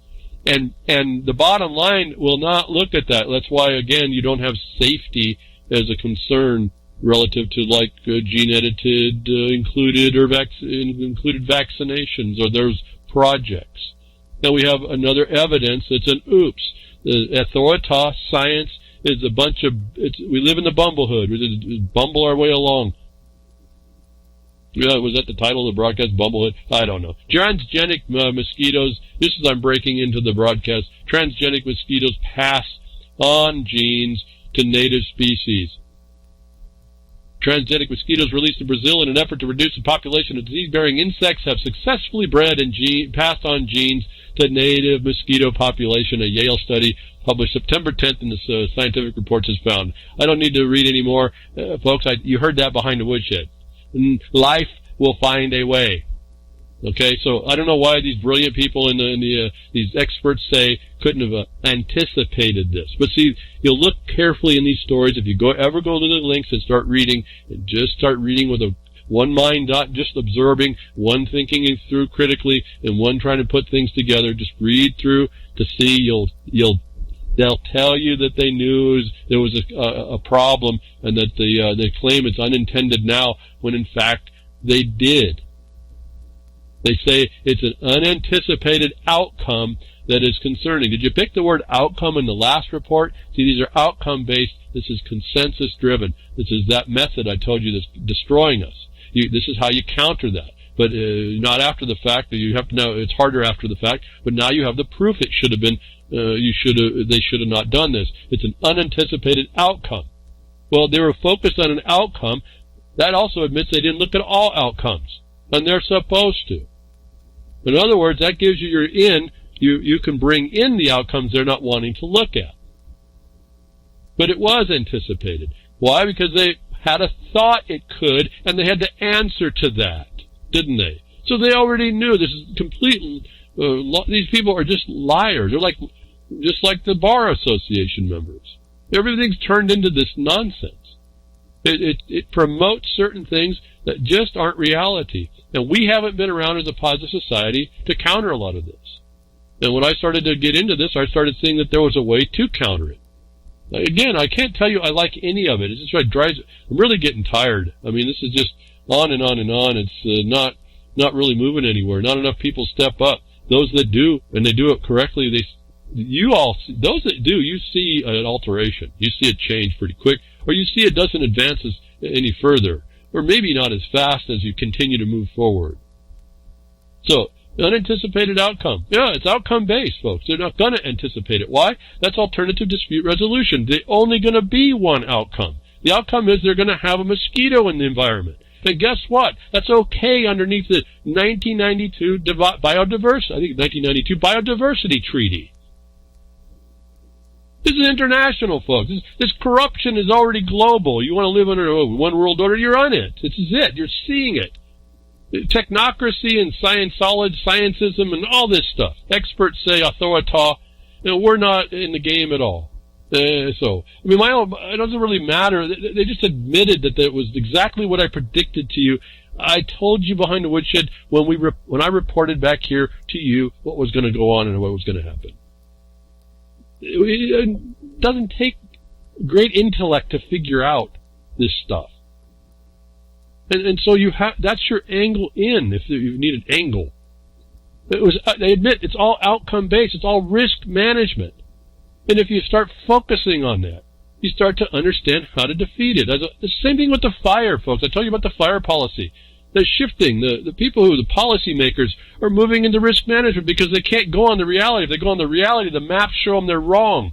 If they go into risk management, that's all what? A bunch of algorithms. Just like your future life's going to be dealt with, isn't it? They can adjust this stuff. It's not reality, but they get the future they want, don't they? And you stand as crickets against it. Okay, I'm getting irritated. But anyway, keep going. Another thing they're going to tell you that you just can't do, folks. This agenda kind of sits here all the time. This global agenda to run you down and take away everything that you need in your life. A chicken linked to cancer for the first time as a study connects white meat to disease. And I think this listing that I got this from was from the white privileges. So they bring on all this stuff. This is your white privilege. Chicken has been linked to higher risk of getting cancer for the first time it was reported. I'll stop here because when you go in and look, and you really do have to read this stuff, they actually didn't make a causation finding. And as I read that cancer, and I've just talked to you for an hour or so about iodine, I wonder how much of that cancer was caused by iodine deficiency. That's number one. Number two, if they didn't put a causation on actually white chicken meat, again, these are studies of things that don't actually have reality, then what was the actual cause? What are they putting in those chickens that's causing cancer, if it is true? It's not the chicken. Don't mess with a chicken. You get to third world country, you don't mess with their chicken. I'll just tell you that. Anyway, what is the real cause? They didn't link chicken to it, but they'll claim that they did, and they want to get you what? The future is a vegetarian future.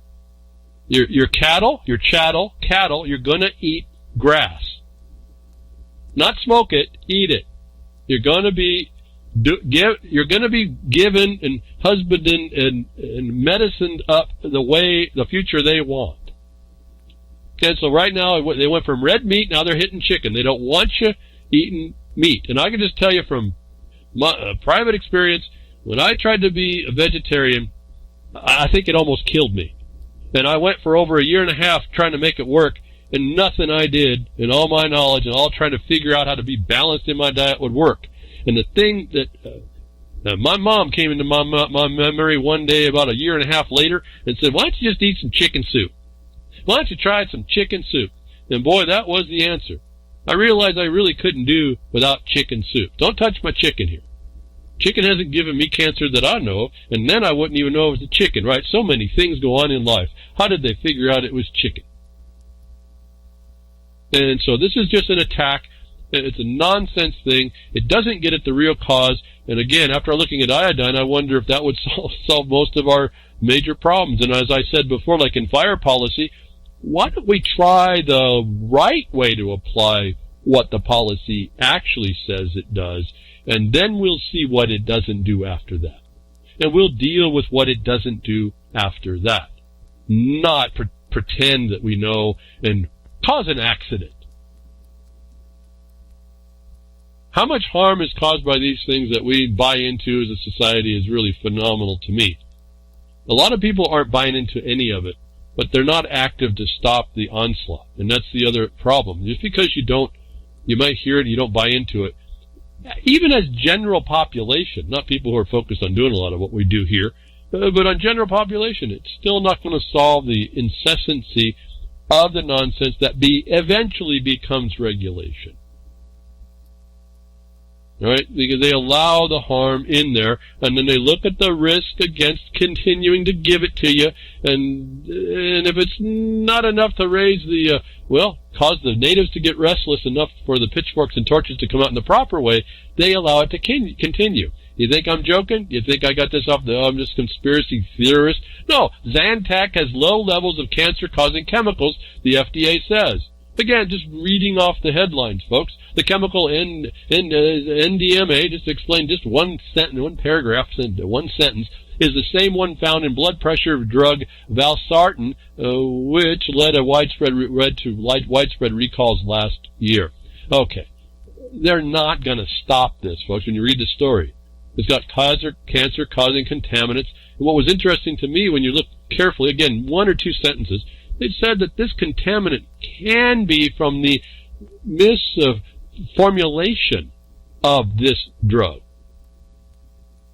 And that led me to believe, maybe they're not formulating Zantac the way they said it was supposed to work, notwithstanding what it does and doesn't do. They find that the cancer-causing molecule is caused by misformulation, in my word, misformulation. So the cancer-causing may be the least of your worries, those of you that have to take this stuff. And my question is, why don't you look at why don't you eat better? Heartburn medicine? Eat better. No, don't just throw a bunch of bicarbonate soda in your stomach. No, eat better. Start looking at what causes that and start eating better. And you can turn around and probably go find a natural type of response for yourself to solve all that. For myself, long time ago, I just started eating better, and any of these kinds of things have gone. Very little junk food, if I could say I have any of it. Don't use any processing as much as possible. I mean, some of this stuff you can't get away from. I try to get a best, homemade stuff as possible. Don't eat out. I mean, that just relieved me of all kinds of problems, just looking and making doing things every day to eat a little bit better and not challenge our systems. we don't take responsibility for ourselves so much that this even becomes a problem. But when you look at what they're going to, when they're making this stuff, they have cancer-causing contaminants. The FDA is going to come to your rescue. Read the story, folks. Not likely. Just spoiler alert. Oh, I did it reverse, didn't I? Yeah, not likely. Are they going to, the officials that come after you when you do something, or move on to, from your health now moving into some other things, moving along as they move into, they want to keep track of everything that you do. They want to have a say in your life. They're supposed to be regulating for safety, which they're not. It's only the safety of the system that's going to continue to exploit you because you don't step up into your ignorance about, and I'm saying this to myself right now, even to what you thought you knew, that it's even more to know, and then more to now engage. You think knowing about deficiencies and excretions of iodine and what it can do and what it doesn't do and what capacity it has is doing that, folks? See, so the knowledge of it is not going to do us any good. That's why I say we got to take the next step. And then I'm saying now you do that for yourself, then you turn around and say, well, this water I'm drinking, or this water that my family's drinking is fluoridated. That's displacing everything. I'm throwing good money after bad here just to give them a iodine supplements because the fluoride's displacing it. I got to go stop the fluoride. It's a known toxin. I don't have to. It's not my opinion. Doctors are saying that.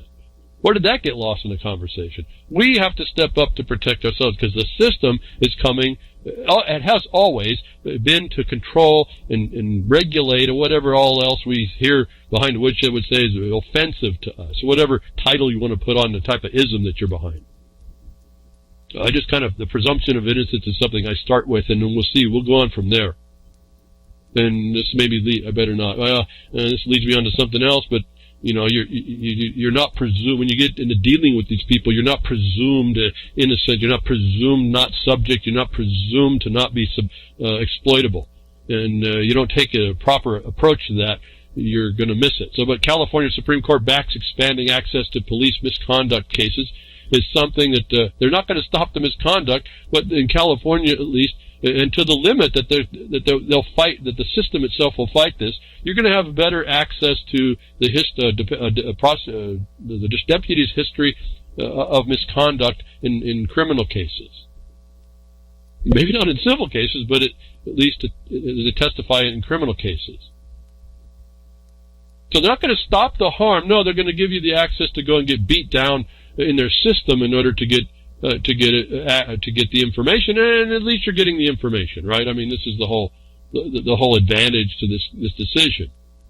This is disclosure, isn't it? Isn't this the same disclosure I've been telling you need to ask about vaccines? Isn't the same disclosure I'm now saying here today and impliedly about what the real problem with Fukushima is, and maybe we have to look at how we can fortify ourselves and the standards that have been given to us in this modern world that is filled with radiation is not sufficient as the official guideline?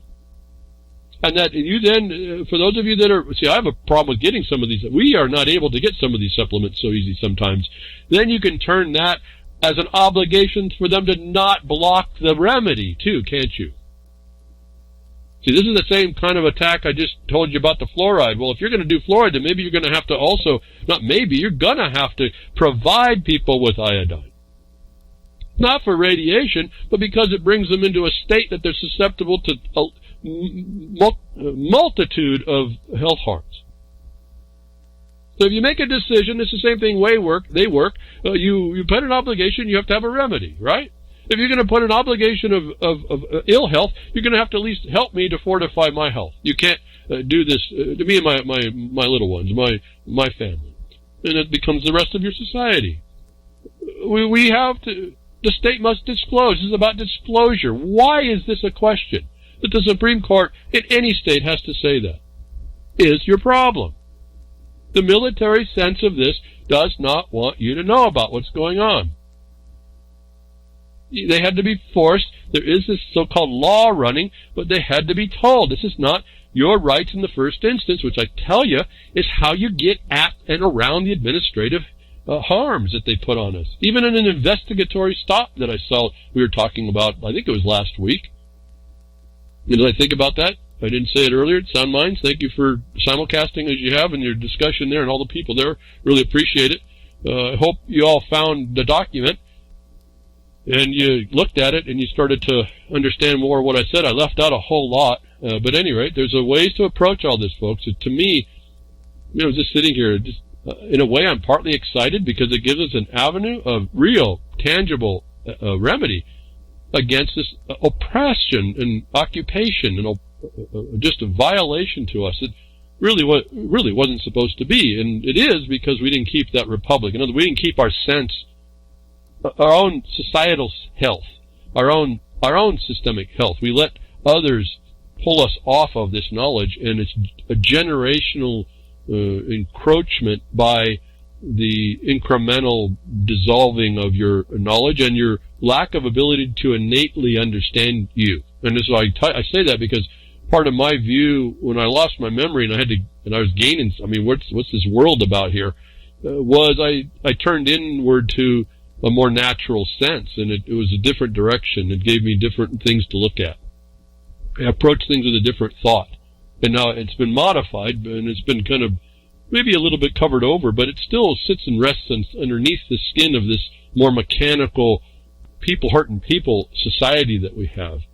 And then the exploitation and how to deal with that. So anyway, those of you in California, you can move this on for others. The Supreme Court has said that you have to have disclosure. Like that was supposed to be a real court case. That happened is your problem in this society.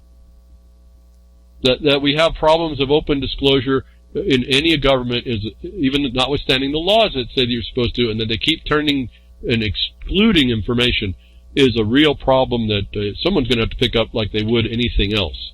Why? Because this failure to disclose, while they're taking on information, you don't understand what they're taking on, you then are vulnerable to a side attack, a collateral attack against you. You don't even know where they're coming. You don't know where they're coming from. And that's a problem. You take assumptions that you don't know enough, and then they beat you down some more. In fact, I saw a video last night that's exactly what happened. But here's what the information. Huntington Park in California, new RoboCop stores pedestrians' faces, scans license plates, and costs $8,000 a month to run. And they're getting you, the taxpayers, to pay it. Those in San Francisco, this comes to your town, you just tell them you're a member of the NRA or agree with the NRA, you're a domestic terrorist by the city of San Francisco, and you're not going to do business with the city of San Francisco no more. And then you go sue them for doing this, and now we may have another type of case as you slap them around a little bit, just to have fun with causing a stupidity, exposing a stupidity that they should have never, ever transgressed. But Huntington Park is a RoboCop. They're going to, again, this facial scanning thing has been heavy in the news for months and months. There's more. I got gobs and gobs of tabs I never get to. But the California Police Departments highlight the ability of automated copping to blacklist flag individuals. It's like the lead sentence, the lead problem for you all. You don't know what they're doing with this information. You don't know how. Now you see California had to make it. One state says, you can have disclosure on some information.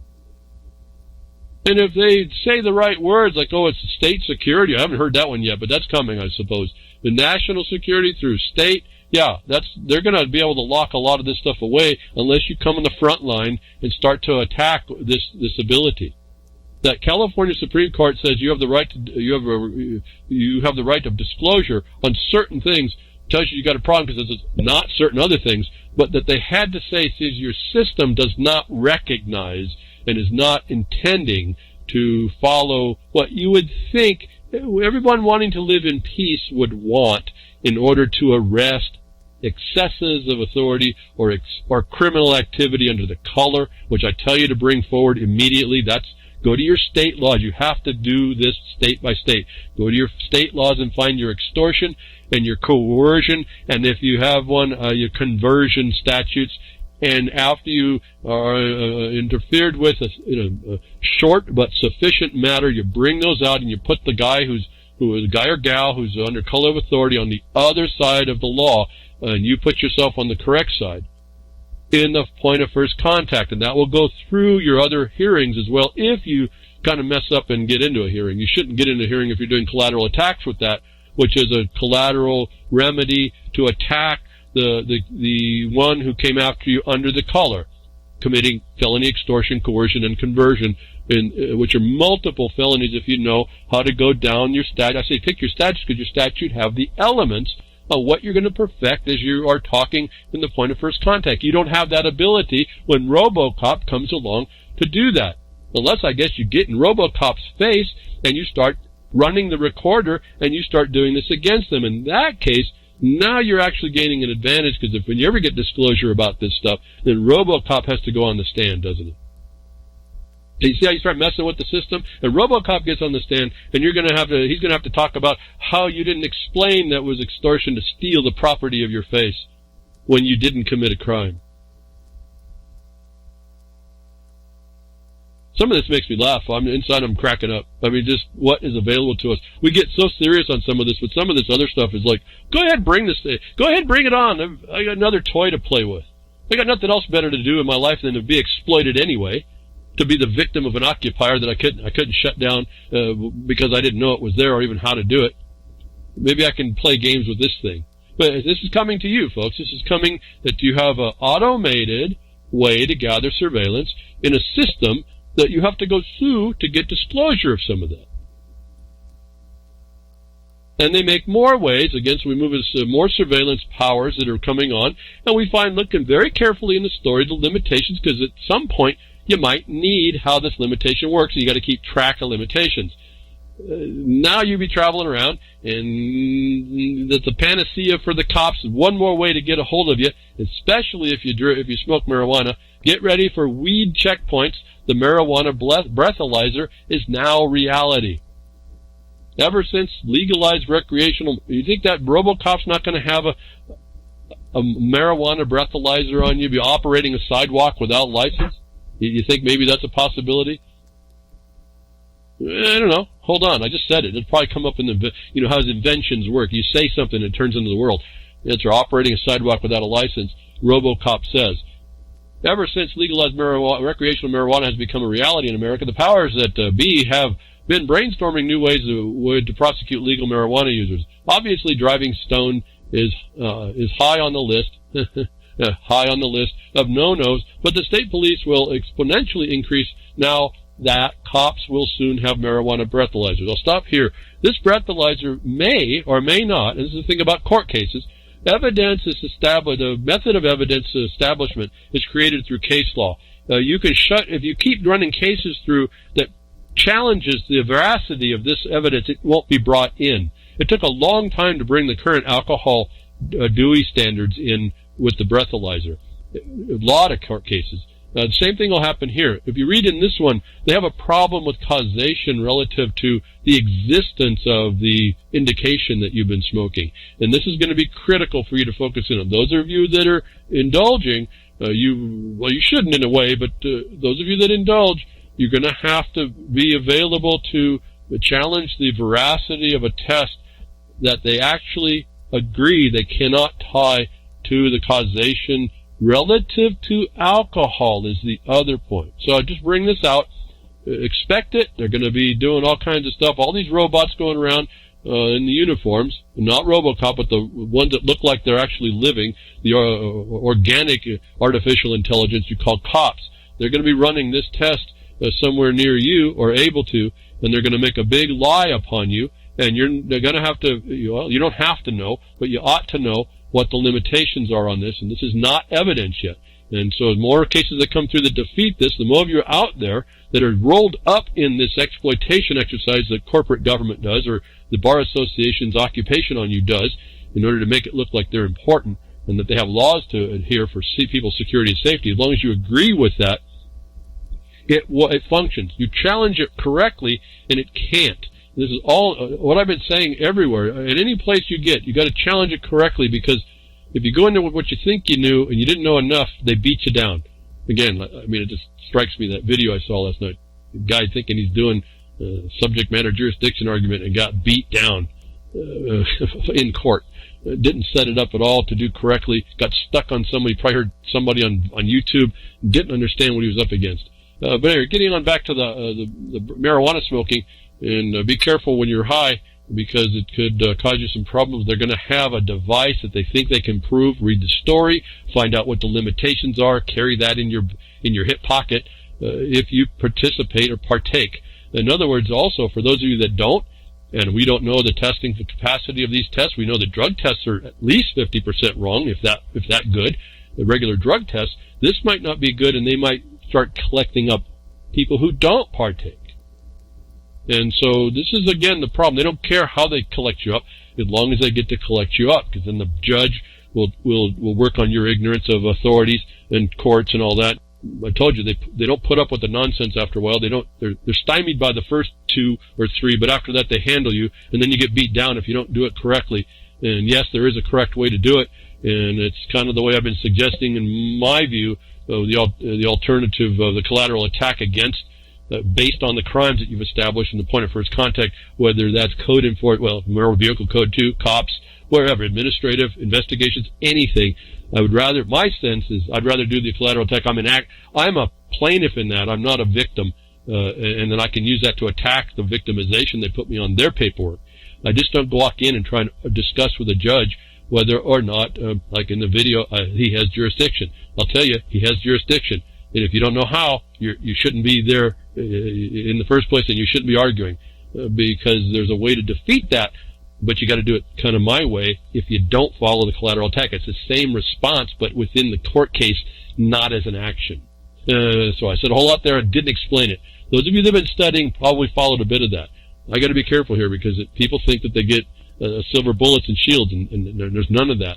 These people are just criminals. But getting back to the marijuana breathing, smoking and stuff, and being able to be tested, at least have a plausible evidence that to put forward, that's going to be your problem. Attack that. There's no validity in an evidence. Go look at how they establish what can be evidence for certain things. Go look at what it took to have the standards for alcohol breathalyzers, and you'll see what it requires, and you'll be able to attack the marijuana breathalyzer. I don't know that it's solvable, what the problem is with the causation. That's why I say attack it, so that you don't have it come in, and then you're having to deal with a stupid piece of technology that just, under the color of an authority to be evidence, beats everybody else down some more. And speaking of being high, Alberta, something I've concerned myself with in the 70s, it was said that this would be coming. I've been waiting.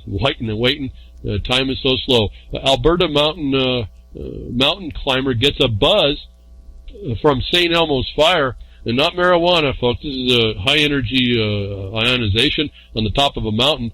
Somebody has a video here in Alberta. He reaches up in the sky, and you hear the sizzle of the electricity going through his fingertips. I don't think you see any of it. He has some very interesting discussions on what he didn't know was going on to him. More importantly, to what my view was, that it was happening. He could reach his hands up. It was so sensitive that if he reached his hands above his head, it connected. When he brought his hands down, it didn't. At one point, if you listen very carefully, you find the video, and you listen to it, you hear a discharge goes from him to the camera operator in a quick snap, which is this, the buzz he gets is not from marijuana, it's from St. Elmo's fire, and I've been waiting to hear these stories. I saw a Twitter go through that no one's paying attention, folks. Some of us have been paying attention since the 70s. This is supposed to be a condition relevant to the environment that I've been telling you that may be part of this homogenization of the magnetic fields and allowing the charged space up in the air to come down into our lower atmosphere. This may be the evidence that that's starting to happen. I was wondering if this year we'd see more. I told you the way the patterns were. Watch out the center of the country, United States of America, would have a lot of, and I haven't even checked, you can tell me if I'm right or wrong, have a lot of storms and a lot, maybe thunderstorms, maybe or not, I don't know about the tornadoes, but it could, certainly could happen, but they were going to have weather on the eastern side of the Rocky Mountains, and this would have been part of that, and so I'm seeing a little bitty clear here, but it's up in Alberta, so watch the latitude as well. I found this fascinating. The connection to getting a buzz in the marijuana story before, I'm taking a little bit of license to connect that up. And we'll move back to where I'm going with the fact of the surveillance and these Internet of Things and these devices that they claim are evidentiary that you can kill if you know how, and you keep them from being evidence. There's an attorney in that last story that tells you what the problems are. You got to bring those forward, and you got to keep them forward for those of you that get wrapped up. I mean, this is the whole point. Most of us won't get wrapped up, but those of you that listen that do, have this in your mind about how you're going to address it. It doesn't answer the methodology, but it at least give you a thought to move closer to challenging things like motion dismiss for the lack of evidence and the failure to be able to get evidence on the type of evidence they purport exists. It's not been determined in the courts to be valid, and it has to be before it can be. And so they run test cases until they finally get enough. And this is, again, the outcome-based just us system doing what they need to do. And so they get all this information. They're getting breathalyzers. I don't doubt it's an Internet of Things product. And we have now, right out of the production of the Internet of Things, Silicon Valley, no less. I told you before, what's happening in China is already here. Silicon Valley is building a Chinese-style social credit system. It's happened, folks. I mean, now it's in the news. They're telling you it's been in place since 2004. All right, so if you didn't notice that, and it's not hard to see what the Chinese have been doing. I told you it's here. It's just you don't know it. They're going to use your phones. They're going to use this Internet of Things. It's all a weapon against you. So here's another story about all that. These devices that they use create a body of evidence against you in the world to come and the outcome that they want. And if you stay silent against it, it is going to take you out. If you don't take some of the ideas that I'm offering and mold them to what you need and the subject matter wrong you want to make right, these people are making the world in the future they want. It's happening. It's been happening, I guess is the point. This is what got me kind of compelled to continue broadcasting, is that there's maybe not much more new, but there's still more to say and explain how this thing was planned long ago and how it's turning out and continuing, and you're crickets to it. Now, we can stop that. And that's the thing, only reason why I think I continue. We can stop the thing in the future that's planned against our own better interest. We have to take responsibility. Like I was talking about the Iodine.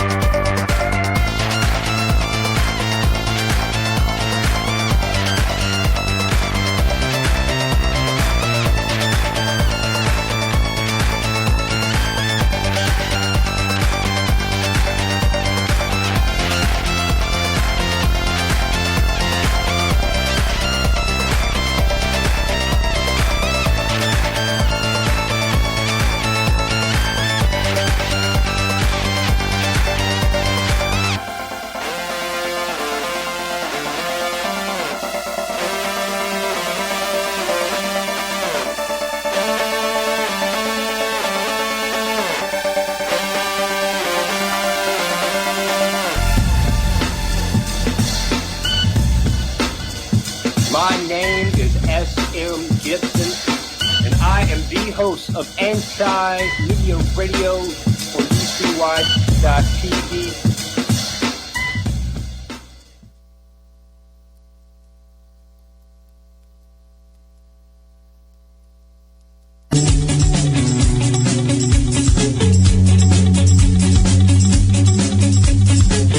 Freedom is the right to tell what they do not